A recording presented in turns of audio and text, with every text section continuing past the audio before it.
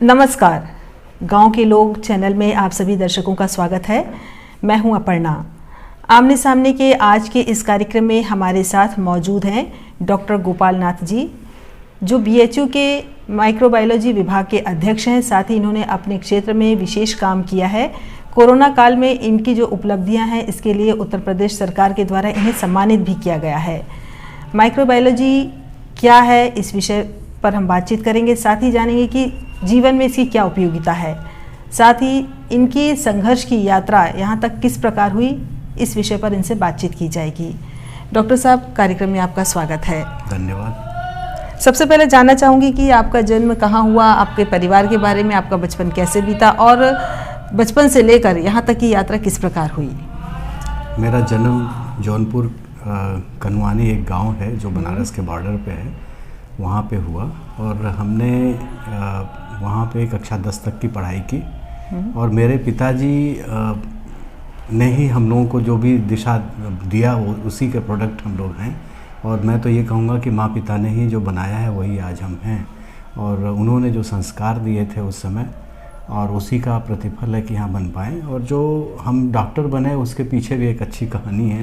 कि मेरे पिताजी गलती से, चूँकि दादाजी पढ़े लिखे नहीं थे, तो गलती से पिताजी ने कॉमर्स ले लिया कक्षा 8 में के बाद।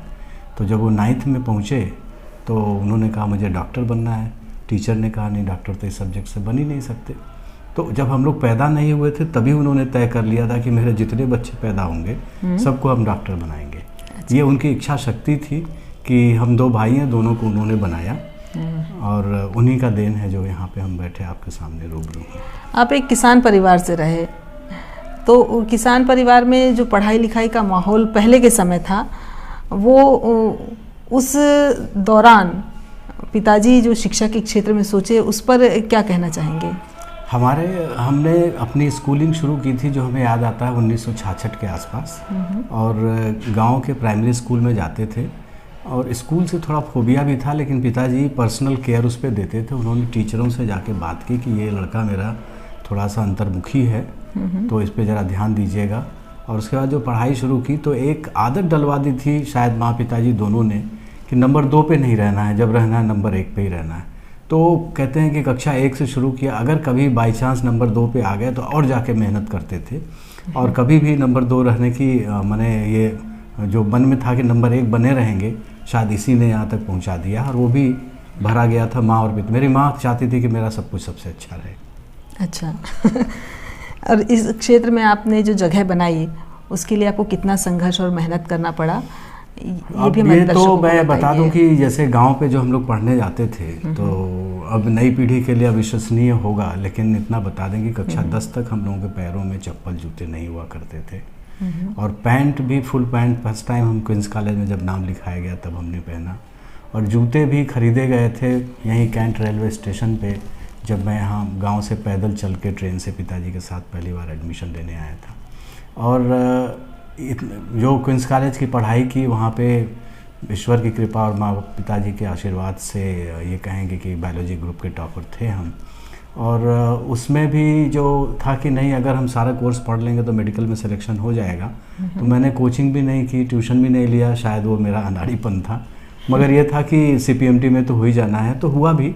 लेकिन जो पीछे पलट के देखते हैं तो गांव में हम लोग सारा खेलकूद करते हुए और सारा काम करते हुए, उस मामले में भी पिताजी से बोलेंगे, एक संदेश भी देना चाहेंगे कि अपने गार्जियंस के लिए, कि बच्चों के लिए जो ज़रूरी है, जो पिताजी ने हमें बाद में बताया, वो इम्पॉर्टेंट ये था कि 13 साल से लेकर 20 साल तक के बच्चों को आप उनके मनपसंद पढ़ाई के अलावा ऐसे काम में व्यस्त रखिए जिससे उनका डाइवर्जन दूसरी तरफ कम से कम, गलत दिशा में न जाए। और वो मेरे पिताजी ने खुद, जिस चीज़ के खिलाड़ी नहीं थे, वॉलीबॉल नहीं खेलते थे, लेकिन गांव पे उन्होंने पूरा सिस्टम बनाया और शुरू से हम लोगों को डाला। और आज ये समझ में आता है कि अगर हम खेल कूद में नहीं जाते तो शायद गलत दिशा में जा भी सकते थे। लेकिन आज एक ही वाक्य बोलेंगे कि हम जो भी हैं वो हमारे माँ पिताजी का ही बनाया हुआ। अपने से मैं खुद में कुछ नहीं हूँ। मेरा ये मानना है कि हमारे बच्चे हमारे प्रोडक्ट हैं, जो हमारी जिम्मेदारी बनती है बच्चों की। तो मेरा ये कहना है कि जो भी है, पेरेंट्स सबसे इम्पॉर्टेंट होते हैं। आपके बचपन में जो गांव था उसका सामाजिक माहौल कैसा था? क्योंकि आपके घर में पढ़ाई लिखाई का माहौल था और आप बता रहे हैं कि आप हमेशा टॉप करते थे, आगे होते रहते थे, तो ऐसी स्थिति में गांव के जो दूसरे लोग थे, जो तथाकथित उच्च वर्ग के लोग थे, उनकी नज़र कैसी थी और वो क्या सोचते थे कि किस तरीके से बच्चा पिछड़ी जाति का होकर ऐसा आगे बढ़ रहा है? तो सामाजिक जो सोच थी उनकी वो किस तरीके की थी? हाँ, ये बहुत अच्छा सवाल है और हमारा सौभाग्य भी था कि हमारे जो शिक्षक थे प्राइमरी स्कूल से लेके और आगे तक ज़्यादातर दलित समाज से या ओबीसी समाज से थे। तो शिक्षकों ने बहुत ज़्यादा सपोर्ट किया। लेकिन एक घटना हमको याद आती है, हम कक्षा 4 में पढ़ते थे और गांव के ही एक दबंग समुदाय से एक दलित छोटे कमज़ोर बच्चे को पीट रहा था। हमने जाके सिर्फ अलग कर दिया और अलग करने के बाद वो गया लड़का अपने घर पिताजी से बोला, वो दबंग थे, वो लोग गाली गलौज करते हुए आए और कक्षा 4 में हम छोटे से बच्चे थे, इतने ज़्यादा दुखी हुए और घर में पिताजी को बता नहीं सकते थे कि ऐसा हुआ, क्योंकि उन्होंने मना भी किया था, थोड़ा उनका अदब भी था। लेकिन एक चीज़ याद आती है, एक टीचर थे हमारे ठाकुर प्रसाद सिंह, वो बिल्कुल सेकुलर आदमी जिसको कहा जाए आए, उन्होंने आके उस एज में, जबकि मैं हार्डली मैं समझता हूँ कि 8 साल 9 साल का रहा हूँगा, 9 साल का, उसमें उन्होंने ये कहा कि कौन किसी गार्जियन की हिम्मत कैसे हुई कि विद्यालय में आए और इस तरह का बोले। तो थोड़ी हिम्मत तो बंधी, लेकिन सामाजिक व्यवस्था समझ में आई कि हम कहाँ हैं, वो कहाँ हैं। उसका कहना था कि कैसे इसने हमारे बच्चे को ढकेल दिया, उनके ईगो पे इस तरह का ये गया, हर्ट हुआ। लेकिन लकीली उसके बाद जो है हम थौर जूनियर हाई स्कूल में पढ़ने गए, वहाँ पे इस तरह का फीलिंग एहसास नहीं हुआ, क्योंकि सभी अपने ही समुदाय के लोग थे, अपने ओबीसी ग्रुप के थे, इसलिए दिक्कत नहीं हुई। हाँ, जब 9th-10th में गए तो वहाँ पे फिर से तथाकथित उच्च समुदाय का विद्यालय था। टॉपर होने के बावजूद उन्होंने हमेशा हमारी प्रेजेंस को इग्नोर किया।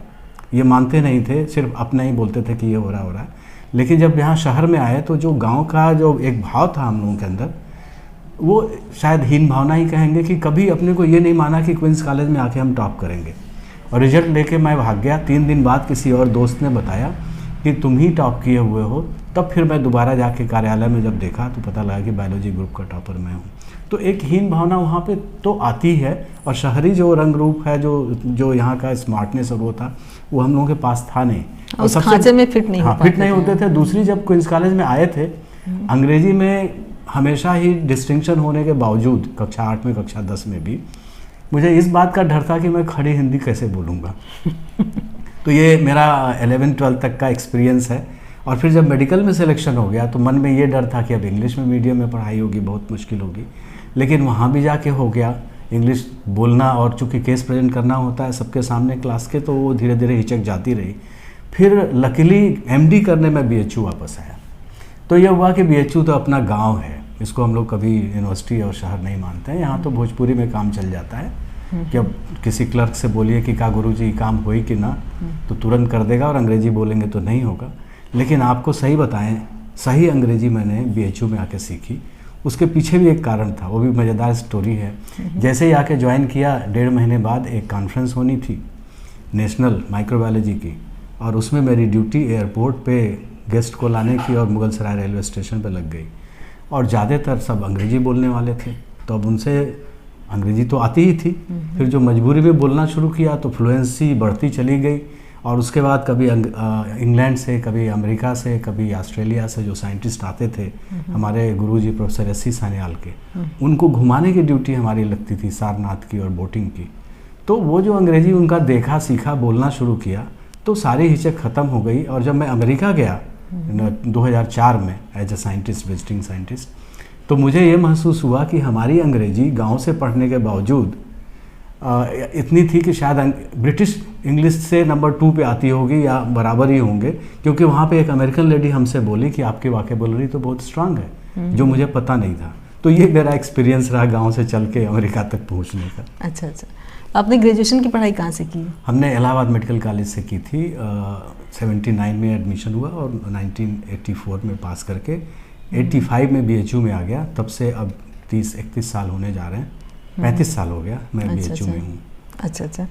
तो एक चिकित्सा विज्ञानी के तौर पर आपकी क्या क्या उपलब्धियाँ हैं अभी तक की? मैं जब MBBS करके निकला और मेरी इंटर्नशिप हुई जौनपुर डिस्ट्रिक्ट हॉस्पिटल में और जलालपुर प्राइमरी हेल्थ सेंटर पे। तो जो मेरा पब्लिक से एक्सपोजर हुआ डायरेक्ट, और नेतागिरी और सामाजिक जो दुर्व्यवस्था या व्यवस्था जो भी कह लें, तो मुझे लगा कि मैं ऐसा आदमी हूँ कि मैं फ़ीस तो गरीब आदमी से ले ही नहीं पाऊँगा, उल्टा दे दूँगा। और दूसरा है कि ये जो नेताओं का ये था कि कमीशन खा रहे हैं मेरे सामने ज़बरदस्ती दवा लिखवा के और उस पर अपना पैसा लेके चले जा रहे हैं। मैंने कहा ये भी मेरे से नहीं होगा। तो पिताजी से मैंने आके कहा कि मैं टीचर ही बनना चाहता हूँ। अच्छा। और टीचर बनने के लिए उस समय मुझे ये पता था कि और सब्जेक्ट में एक दो चीज़ें थी कि रिसर्च का शायद हमको मौका कम मिलता जनरल सर्जरी और मेडिसिन में, और दूसरी एक चीज़ और भी थी कि उसमें टीचर बनने के चांसेस 50-50% थे, क्योंकि मैं गांव के बैकग्राउंड का था, मेरा कोई इस तरह का बैकग्राउंड था नहीं। इसलिए मैंने ऐसा सब्जेक्ट चुना जिसमें कुछ नया करने को मिले, और दूसरा श्योर शॉट मैं टीचर बन जाऊं। और वो सोच से पिताजी मेरे मान गए, बोले एकदम सही सोच है तुम्हारी। एक भाई जो है इकोनॉमिक वो पहलवानी करेगा और एक आदमी जो एकेडमिक करे, क्योंकि अब कोई अखाड़े वाली पहलवानी की ज़रूरत तो है नहीं, अब एकेडमिक पहलवानी की है। दोनों भाइयों ने अपनी अपनी जगह पे अपना जगह बनाया। आप अपने अभी भाई के बारे में चर्चा कर रहे थे, वो कहाँ पर हैं और किस तरीके का उनका काम है? भाई साहब हमारे पैथोलॉजिस्ट हैं जौनपुर में। अच्छा। और बहुत ही सफल हैं, जौनपुर में काफ़ी पॉपुलर हैं। और उनके साथ भी स्टोरी जुड़ी थी कि अब जैसे जो गांव के पढ़ाई का माहौल है, तो कुछ कारणवश कि शहर में जाके बच्चे बिगड़ जाते हैं। वो हमसे 2 साल बड़े थे, तो हमारे से पहले कोई आया क्वींस कॉलेज में। उस ज़माने में सिनेमा देखने का बहुत शौक़ हुआ करता था उस पीढ़ी को, 74-73 के आसपास। तो वो थोड़ा उनका मार्क्स कम आ गए, तो इनको भी वहीं गांव में पढ़ाया गया। और वहाँ पे ये दिक्कत थी कि कोर्स पूरा ही नहीं करते थे, इसलिए भाई साहब का सिलेक्शन मेरे से 2 साल बाद हुआ। अच्छा। तो ये मैं कहूँगा कि या तो गांव के विद्यालयों के जो कोर्स करिकुलम और जो टीचर हैं ठीक से पढ़ाएं, और बच्चों के ज़िंदगी के साथ एक तरह से खिलवाड़ हो ही जाता है।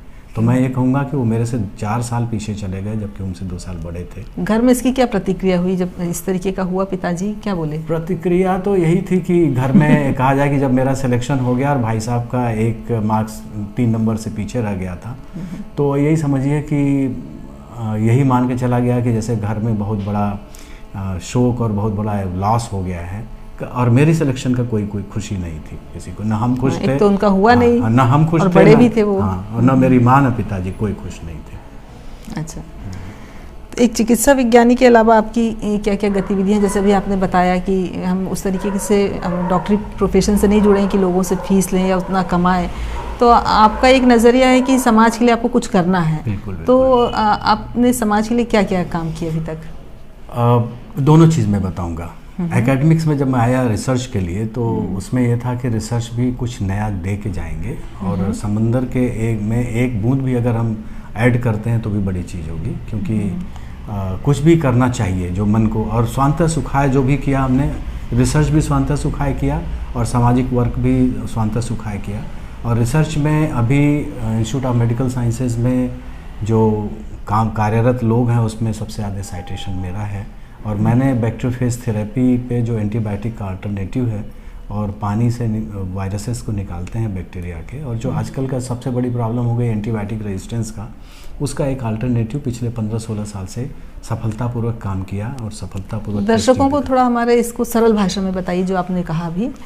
ऐसा होता है कि जो प्राकृतिक सिस्टम है, पानी में जो भी कोई कोशिका अगर जीवित सेल है, जीवित कोशिका है, तो उसका वायरस जरूर होगा। जैसे कोरोना वायरस आदमी के लिए है, HIV का वायरस आदमी के लिए, हेपेटाइटिस B वायरस आदमी के लिए है। ऐसे जो बैक्टीरिया हमको इन्फेक्शन करते हैं, चाहे TB करे या टाइफाइड करे या पेशाब का इन्फेक्शन होता है, उन बैक्टीरिया के लिए भी वायरस होते हैं। अच्छा। तो प्रकृति में हमेशा है कि 10 गुना ज़्यादा वायरस होंगे।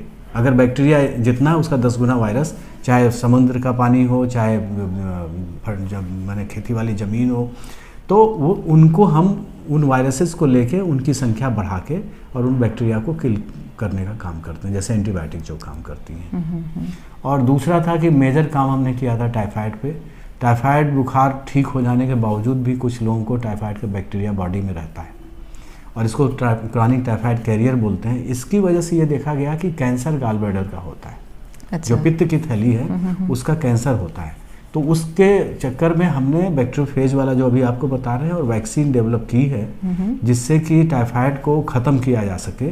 और हमारे उत्तरी भारत में सबसे ज़्यादा कैंसर गॉल ब्लैडर के केसेस, और वो भी महिलाओं को 3 गुना ज़्यादा होता है। और एक बार डायग्नोसिस बन जाती है तो ज़िंदगी की संभावना 3 से 6 महीने से ज़्यादा कमी रहती है।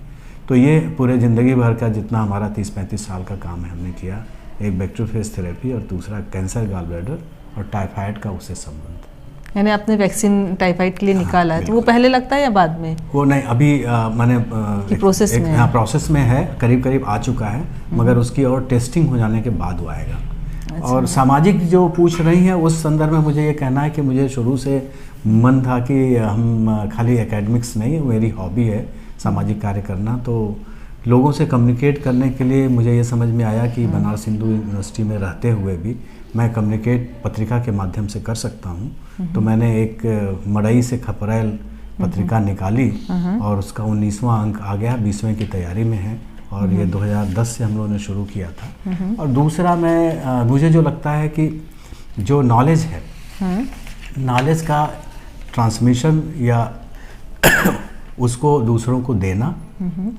और तीसरा एजुकेट करना। सिर्फ नॉलेज हमारे पास रह जाए, लोगों में ट्रांसमिट ना हो, और दूसरा अगर एजुकेशन या लोगों के बिहेवियर में चेंज ना आए तो उस पढ़ाई लिखाई का कोई मतलब नहीं है। इसके लिए मुझे जहाँ कहीं बुलाया जाता है या मैं खुद से सभाओं में जाता हूँ और लोगों को जो वर्तमान समकालीन परिस्थितियाँ हैं, या तो वो मेडिकल साइंस हो या साइंस हो या सामाजिक या राजनीतिक जो स्थितियाँ चल रही हैं, उस पर अपना विचार रखता हूँ। चाहे वो किसान बिल हो, चाहे वो इलेक्टोरल बॉन्ड बिल जो बनाया था 2014 में, तो उसमें क्या हकीकत है, उसका इफ़ेक्ट क्या आएगा, ये बताना, किसान बिल के तीनों बिलों को एक्सप्लेन करना। और साथ में ज़्यादा हमारा एम्फेसिस है कि सीमित संसाधनों में हमारे जो गांव की युवा पीढ़ी या बच्चे हैं कैसे सफल हो जाएं, ये इस पे ज़्यादा मेरा जोर रहता है। और मेरा ये मानना है कि साधना तो सीमित संसाधनों में ही होती है। जैसा कि अभी देखा जाता है कि लोगों में जो मूल्य है या जो नैतिक सोच होती है, विचार होता है, वो लगातार कम हो रहा है आज के माहौल में। और आपके पास जो मॉरल या नैतिक विचार या नैतिकता जो है, वो उसके जो बीज है वो आपको कहाँ से मिले? ये बहुत ही अच्छा सवाल है। और मैं अपने दादाजी को जब याद करता हूँ तो मुझे याद है जो हमको स्टोरी उन्होंने सुनाई थी। गांव से चले थे वो पैदल ही खालिसपुर रेलवे स्टेशन पे, ये कह के कि अब शहर हम काम करने जाएंगे क्योंकि गांव में खेती बाड़ी से व्यवस्था नहीं चल पा रही है। और जब ये शहर में आए तो इन्होंने काम नहीं मांगा किसी से, किसी बड़े व्यापारी के दुकान के सामने दिन भर बैठे रहते थे।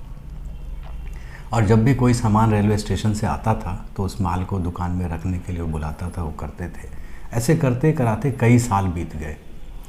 उसने, दुकानदार ने ये देखा कि ये आदमी बहुत कर्मठ है। ज़्यादा उम्र नहीं थी, 18-20 साल के लड़के थे उसमें, 1910 के आसपास की बात होगी। और हड़ासराय में कहीं पे आए थे और वो उनको देखा तो फिर उसने अपने दुकान के अंदर काम करने के लिए रख लिया। और उस ज़माने में वो बता रहे थे कि 100 रुपये के नोट गिरा के 3 बार इनको टेस्ट किया। और उस ज़माने का 100 रुपये का नोट तो हम समझते हैं आज के लाखों के बराबर होगा। तो टेस्ट करके देखा और ईमानदारी से इन्होंने हर बार वापस कर दिया। फिर दादाजी को उन्होंने, सुलेमान सेठ करके नाम था, अपना एम्प्लॉई रख लिया। और बाद में उनकी ड्यूटी स्टेशन से बिल्टी छुड़ाने और ले जाने की होती थी क्योंकि उसमें चांदी के तार होते थे। उसके बाद पिताजी यहीं BHU से उन्होंने LLB किया, BCom LLB उन्होंने किया हुआ था। जब वो सर आए यहाँ कचहरी में प्रैक्टिस करने के लिए तो यहाँ का जब रवैया देखा तो उन्होंने कहा, दादाजी से जाके बोले कि ये काम हमसे नहीं होगा और मैं झूठ सच में इस तरह का नहीं जा सकता। उन्होंने छोड़ दिया। और जब वो जॉब में गए तो वहाँ पे उन्होंने ये देखा कि अगर कोई कोऑपरेटिव बैंक सोसाइटी में 1 पैसे भी घूस देने की कोशिश करता था, तुरंत सीधे मना करते थे। और यहाँ तक बताते थे कि कभी कभी कोई 5 किलो चीनी अगर दे गया कि साहब लेते जाइए, तो चुपचाप उस झोले को निकाल के चीनी, उसमें जितना उसका दाम रहता था उतना पैसा भर के उसको दे देते थे। अरे वो बोलता था, साहब क्या कर रहे हैं? बोलते थे रख लीजिए, नहीं तो नहीं भी आपने गलत किया तो भी लिख दूंगा। तो ये सारा चीज़ हमारे ऊपर आया। पिताजी ने यह भी कहा था कि कभी भी ट्रेन, बस, कहीं पे बिना पैसे के ट्रैवल नहीं करना है। और वो चीज़ें अभी भी आदत पड़ी हुई हैं। और यही नहीं, भाई साहब भी हमारे, उन्होंने प्रादेशिक स्वास्थ्य सेवा ज्वाइन की थी, तो मैंने उनसे जाके कहा कि पिताजी अगर आज होते तो आप नहीं करते, क्योंकि आप हफ्ते के 6 दिन वहाँ पे सर्विस नहीं दे रहे हैं। फिर भाई साहब भी इस बात को माने, उन्होंने सर्विस को छोड़ दिया। तो अभी तक परंपरा अपने परिवार में चली आ रही है कि हम ईमानदारी नहीं छोड़ेंगे। उनका असर है आपके? हाँ, वो दादाजी का असर है। और मैं समझता हूँ कि कई पीढ़ियों तक अगर आगे बढ़ना है तो सही संस्कारों पे ही बढ़ा जा सकता है। अच्छा, आप माइक्रोबायोलॉजी विषय से संबंधित हैं, तो ये माइक्रोबायोलॉजी क्या होता है और कैसे बिल्कुल आसान तरीके से इसे हम अपने दर्शकों को समझा सकते हैं, और जीवन में उसका क्या महत्व है या कितना दायरा है उसका हमारे जीवन से? हाँ जी, बहुत ही अच्छा सवाल ये भी है, क्योंकि माइक्रोबायोलॉजी में शायद आम आदमी को नहीं पता होगा कि आपके शरीर में या मनुष्य के शरीर में कुल जो कोशिकाएं होती हैं उनकी संख्या 10 के ऊपर 13 का घात होता है। माने 10 के आगे 13 शून्य लगा दीजिए, इतनी कोशिकाएं आपकी बॉडी में होती हैं। लेकिन ये विश्वास कोई नहीं करेगा कि उसके 10 गुना बैक्टीरिया आपके शरीर के अंदर रहते हैं, माने 10 घाते 14, और उससे 10 घाते ज़्यादा वायरस होते हैं, जो अभी बैक्टीरियोफेज के बारे में मैं बता रहा था। तो कुल मिला के 100 अगर जिंदा कोशिकाएं आपके शरीर में हैं तो उसमें एक ही हिस्सा आदमी के शरीर का है। तो आपका स्वास्थ्य पे, आपका सोच, आपकी परफॉर्मेंस, सब कुछ बैक्टीरिया डिसाइड करते हैं, क्योंकि जो भी आप खाना खाते हैं, पीते हैं, वो सिर्फ नुकसान नहीं करते हैं, फ़ायदे वाली भी चीज़ें होती हैं। और माइक्रोबायोलॉजिस्ट का जो डेफिनीशन है, तो कहते हैं कि बचपन में जब किसी को बहुत ज़्यादा तेज़ बुखार हो जाता था मलेरिया या टाइफाइड से, तो उल्टा सीधा बकने लगता था, तो बोलते थे लोग भूत प्रेत आ जाता है। तो हमारे आयुर्वेदिक दोस्त कहते हैं कि भूत पिशाच होते हैं जो आदमी को दिखाई नहीं पड़ते हैं लेकिन नुकसान करते हैं। तो बेसिकली हम लोग या माइक्रोबायोलॉजिस्ट की परिभाषा ये है कि जो आम आदमी को नहीं दिखता है वो हम लोगों को दिखता है। तो हम बेसिकली भूत पिशाच के विशेषज्ञ हैं, और अगर आप लोकल भाषा में कहें तो हम ओझा, सोखा और तांत्रिक हैं। हमारे तंत्र में माइक्रोस्कोप है, स्टेन करके बैक्टीरिया देख लेते हैं, बैक्टीरिया का नंबर बढ़ा लेते हैं कल्चर करके, और एक मशीन आती है PCR मशीन, जिसको कोरोना डायग्नोसिस करते हैं, RT-PCR बोलते हैं। तो उस मशीन से DNA RNA का नंबर भी हम लोग कई करोड़ गुना बढ़ा के देख लेते हैं।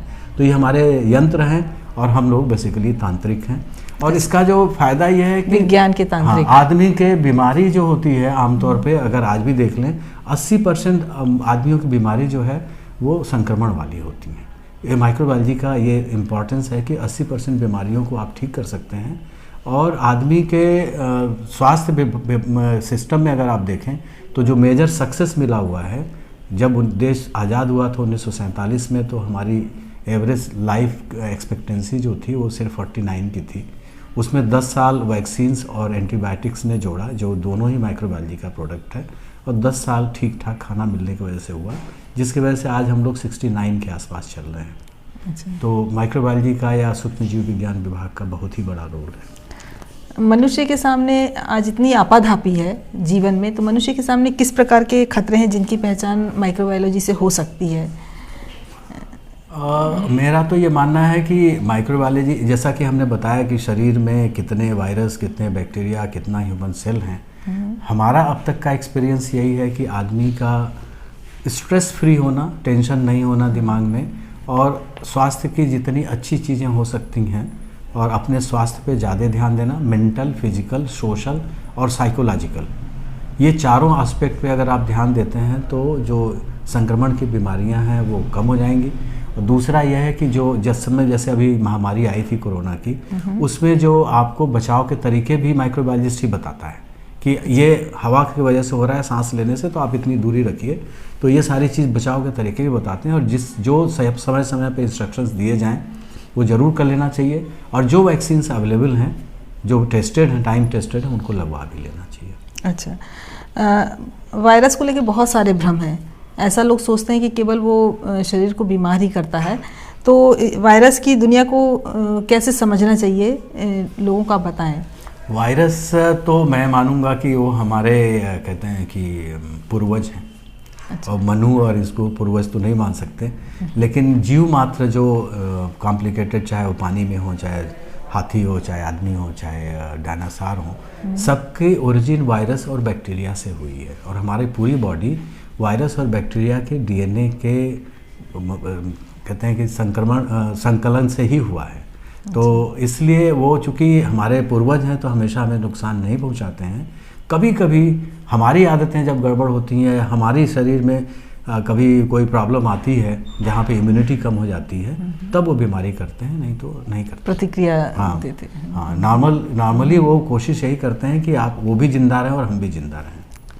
पिछले 2 साल से पूरी दुनिया में कोरोना ने जो कहर बरपाया है, बल्कि केवल वो शारीरिक रूप से ही नहीं बल्कि लोगों की मानसिक स्थिति, व्यवहार, सामाजिक सब बातों को उसने प्रभावित किया है। और आज भी बहुत सारे लोग इसको बहुत रहस्यमय तरीके से समझ रहे हैं। कोई बोलता है कि कोरोना कुछ है ही नहीं, कुछ बोलते हैं कि नहीं है। तो इस बारे में आप कैसे लोगों को बताएंगे? कोरोना की डायग्नोसिस की शुरू में हमको 19 जिलों की जिम्मेदारी दी गई थी, गोरखपुर से लेके फतेहपुर तक। बाद में धीरे धीरे घटते हुए 6 जिलों पे आई थी, क्योंकि और जगह लैब बन गए थे। इस मामले में हमारा कहना है कि जब भी कोई वायरस की बीमारी आती है तो हमारी क्षमता है कि हम वायरस को अलग करके, उसका नंबर बढ़ा के, उसका आरएनए या डीएनए का सीक्वेंस पता कर लेते हैं। और ये कोरोना वायरस है, और जब कभी इस तरह का महामारी आती है तो उस समय मानव, पूरे विश्व के मानव मात्र में उसके खिलाफ इम्यूनिटी नहीं होती है, प्रतिरोधक क्षमता नहीं होती है, तभी आता है। तो ये कोरोना की बीमारी तो थी, सांस से फैल भी रही थी, और जो उत्तर भारत में जो हमने ट्रेंड देखा कि दूसरे वाले वेव में इतना ज़्यादा लोगों को इन्फेक्ट कर दिया कि करीब करीब 80% लोग इन्फेक्ट हो गए। तो जब 80% इन्फेक्ट होते हैं उसमें मरने वालों की संख्या 0.12% से भी कम रहती है। तो हुआ क्या है कि ज़्यादातर पॉपुलेशन हमारी उसमें इम्यूनिटी डेवलप हो गई है, इसलिए अब तीसरे वेव आने की संभावना बहुत कम बनती है। तो ये कोरोना रहा है, कोरोना की डायग्नोसिस भी बनी, कोरोना से मौतें भी हुई, कोरोना के खिलाफ वैक्सीन भी आ गया, कोरोना से कैसे बचना है ये भी पता लगा, और कोरोना से ये भी बता दें कि अब हमारी जो जनसंख्या है, हमारा जो समुदाय है, वो 80% से ज़्यादा मुझे लगता है कि अब इम्यून हो चुके हैं। अच्छा, और लोगों में लगातार अंधविश्वास भी बढ़ रहा है, खासकर गांव में। जब कोई बीमार पड़ता है और या फीवर होता है तो लोग बड़बड़ाने लगते, तो लोग उसको भूत प्रेत या इस तरीके की छाया मानते हैं। तब ऐसी स्थिति में माइक्रोबायोलॉजी की क्या भूमिका रहती कि वो लोगों को समझा पाए कि ये क्या चीज़ है? हाँ, ये एक स्टेट होती है, अंग्रेजी में डिलीरियम बोलते हैं और हिंदी में कहते हैं कि कुछ भी बकझक करने लगे। तो बचपन में हमने अपने पड़ोस में एक बहन ही लगती थी, बहुत बड़ी थी हमसे उम्र में, बहुत हाई ग्रेड फीवर आया। जब 103-104 पे बुखार जाता है, या कभी हेड इंजरी हो जाए, दिमाग पे कोई चोट पहुंचती है, तो दिमाग के जो तापमान के जो सेंटर्स होते हैं कंट्रोल करने वाले, जब वो रेगुलेशन उनका गड़बड़ हो जाता है तो आदमी कुछ भी बकने लगता है, उसको पता नहीं होता है। इस स्टेट को डिलीरियम कहते हैं। तो जब बुखार बहुत ज़्यादा हो जाए, चाहे मलेरिया हो, चाहे टाइफाइड हो, चाहे वायरल मेनिंजाइटिस हो, उसमें जो मन में आता है वो बोलता है। जैसे सपने में भी कोई कंट्रोल नहीं होता, इसी तरह ये भी है। तो भूत नहीं होता है बेसिकली, वो हाई ग्रेड टेम्परेचर या दिमाग के किसी पार्ट पे चोट लगने की वजह से होता है। तो इसको समझें और ये कहें कि भूत नहीं है, सब एंटीबायोटिक दीजिए, और अगर वो दवा ठीक हो जाती है या आप बुखार तुरंत डाउन कर दें तब भी उसका बकना बंद हो जाएगा। अब बुखार कम करने का तरीका बहुत आसान है। एक तो पैरास्टामॉल जो दवा आती सबको पता है। दूसरा, अगर बहुत हाई ग्रेड आ जाता है तो आप तौलिया भिगाइए, कपड़ा भिगाइए, पूरा शरीर पोंछ डालिए। तब भी अगर नहीं हो रहा तो बाथरूम में सीधे नल के नीचे उस आदमी को डाल दीजिए, उसका बकना बंद हो जाएगा। अच्छा, ये भी बहुत भ्रम है कि जब तेज फीवर होता है तो नल के नीचे नहला देने से सर्दी होगी, निमोनिया होगा। ये भी एक लोगों के मन में ये भ्रम है। इस भ्रम को निकाल देना चाहिए। उस समय हमारा बेसिक ऑब्जेक्टिव होता है कि बुखार कैसे 103 से नीचे आए, क्योंकि अगर उसी पे मेंटेन रहेगा तो दिमाग में और भी गड़बड़ियाँ आ सकती हैं। उससे बचना ज़्यादा ज़रूरी है, बजाय इसके कि ये कहें कि जुकाम हो जाएगा, ये हो जाएगा। वो तो होता नहीं है आमतौर पर, लेकिन अगर वो होगा तो उसको तो ट्रीट कर लेंगे, लेकिन अगर दिमाग एक बार गड़बड़ हो गया तब क्या होगा। जी, बिल्कुल सही। अभी भारत में बहुत सारी चीज़ें तेज़ी से बदल रही हैं, मूल्य व्यवस्था बदल रही है, सामाजिक जो ताना बाना था वो बदल रहा है, जो यंग जनरेशन थी उनकी सोच और विचार में भी बहुत बदलाव आ रहा है। तो वर्तमान हालत को देखते हुए आप क्या बताएंगे कि भारत का भविष्य कैसा होगा? मैं तो बड़ा कहते हैं कि आशावादी आदमी हूँ, अच्छा ही होगा। लेकिन नई पीढ़ी से एक चीज़ यही कहेंगे कि ज़मीन कभी न छोड़ें, क्योंकि ज़मीन छोड़ने पे कहाँ उड़ के आदमी पहुँच जाएगा। और हमारी ज़मीन बेसिकली, भारत की अर्थव्यवस्था कृषि आधारित रही है। और कृषि के लिए और अपने ज़मीन से जुड़े रहें और उसको छोड़े नहीं। और मेरा अभी भी मानना है कि इस देश के किसानों का सम्मान देवताओं की तरह किया जाना चाहिए, जो अभी नहीं हो रहा है। और बच्चों से भी ये कहना है कि शहर में भी अगर आप रह रहे हो तो भी गांव में जाके अपना देखो कि वहाँ पे किस तरह से सिस्टम चलता है, क्या चलता है, क्योंकि अपनी जड़ों को छोड़ने वाला उखड़ जाता है। और भारत को भी चाहिए कि अपना जड़ न छोड़े। यहाँ मैं एक चीज़ और कहना चाहूँगा कि अंग्रेज़ों के आने के पहले हमारी इकानमी विश्व की सबसे नंबर 1 पे थी और 25% GDP का कंट्रीब्यूशन हमारा था और कृषि आधारित व्यवस्था थी। और अभी भी वो रहेगी, क्योंकि बिना कृषि के मानव मात्र जिंदा नहीं रह सकता। और हमें अंधाधुंध अनुकरण नहीं करना है पश्चिमी देशों का, यही कहना है। और नई पीढ़ी ये जो जितना आ गया है इलेक्ट्रॉनिक मीडिया और इसके बजाय खेलकूद पे, और जो आपने पूछा था कि नैतिक मूल्यों पे ज़्यादा ध्यान दे, देश ठीक ही रहेगा और भारत अच्छी दिशा में जाएगा। कभी कभी कहते हैं कि महामारी जैसी पॉलिटिकल सिस्टम्स आती हैं, वो चली जाती हैं, वो भी जाएंगी। कोई भी चीज़ यहाँ पे कहते हैं कि स्थायी रूप से हाँ परिवर्तनशील है और अच्छी बुरी चीज़ें आती रहेंगी। इन्हीं में से हमको अच्छा पिकअप करना होगा। आपका बहुत बहुत धन्यवाद कि आप हमारे दर्शकों को इतनी महत्वपूर्ण जानकारी दिए और हमारे साथ बातचीत किए। धन्यवाद। अभी आपने माइक्रोबायोलॉजिस्ट डॉक्टर गोपाल नाथ जी से हमारी बातचीत सुनी, जिन्होंने चिकित्सा के क्षेत्र में क्या परिवर्तन और कैसे हो रहे हैं उस विषय पर बहुत सारी जानकारी दी। साथ ही उन्होंने समाज, देश, गांव, किसान इस मुद्दे पर भी हमें बहुत महत्वपूर्ण बात बताई। इसी तरीके की और बातचीत हम आगे भी लाते रहेंगे। हमारा चैनल आपको कैसा लगता है और ये कार्यक्रम कैसा लगा, हमें अवश्य बताएं। धन्यवाद।